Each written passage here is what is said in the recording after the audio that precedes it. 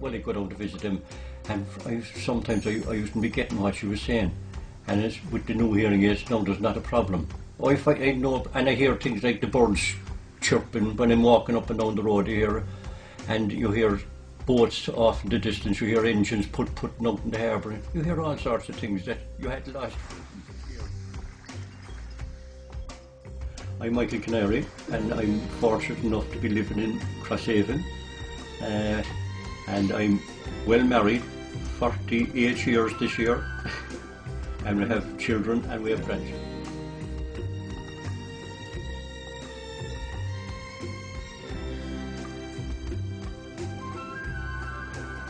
Seriously, like about 5 or 6 years ago, but I didn't do anything about it for another couple of years. And then I went away and I got hearing aids, but they were the inserts, the plastic, and you were very conscious. I got them, and I used to hardly ever wear them, because you were very aware that they were in your ear and they were uncomfortable, and they used to have a bloody television blaring, you know. And then I started, particularly when the grandchildren, we have a couple of grandchildren, and the two little lads now, they're living in Carrigaline, and I cycle up there every day, and they used to be talking, and I was only getting bits and pieces of what they were saying. I'd say the main thing was the grandchildren. That's when I really copped it on, that they were saying things to me, and I wasn't getting it, and they were looking at me foolish because I wasn't giving them an answer. And I was bluffing. You know, you kind of bluff. You can bluff a certain amount, but then when they got a little bit older, you couldn't bluff anymore. They just knew that I wasn't hearing what they were saying. Couldn't hear.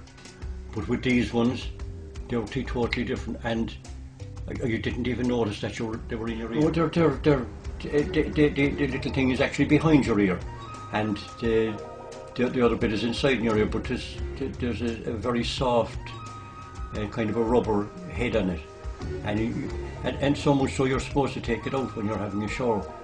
And a couple of times I went into the shower and forgot that I had them, you know. When you would open the newspaper, you could hear the pages crackling. There was things like that. It took a while to get used to hearing these sounds again that you hadn't been hearing, obviously, you know. Yeah. The door banging. I was giving out about them banging the door. We have a boat, a rib, a big rib as well for searching. Mostly we're called in after the event. The lifeboat is called first.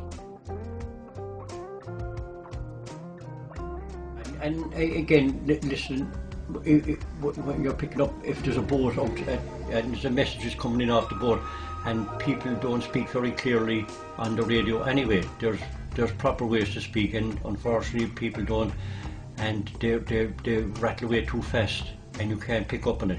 And then if your hearing is bad as well, then that's really bad news, like, you know. So it was very important for that.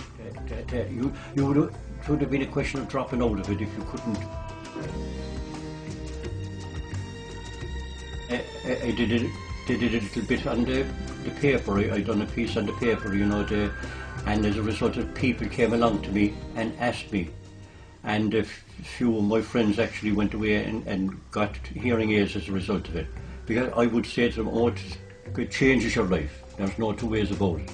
Particularly like a lot of the time now, there's only Alice and myself here. There's two of the lads still living here, but like we're here, and I mean, if you can't have a proper conversation like this, you know, and then she said to me, she was stopped saying things to me because I wasn't taking any notice of her anyway.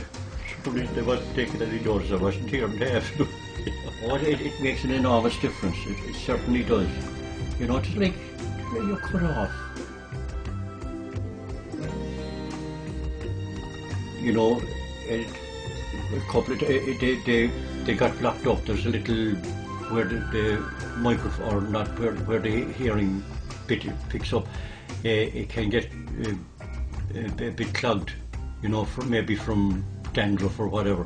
And if you feel, no, they show you how to clean them anyway yourself. But if you feel there's any bit of a problem, and there was at one stage I felt that the left hand one needed, and I went back, they adjusted it straight away.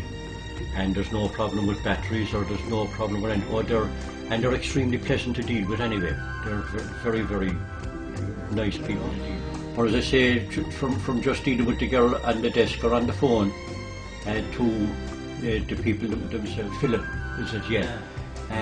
He was, I was dealing with him getting them, and then there's another lassie there that you deal with, and again they make you feel very comfortable, you know.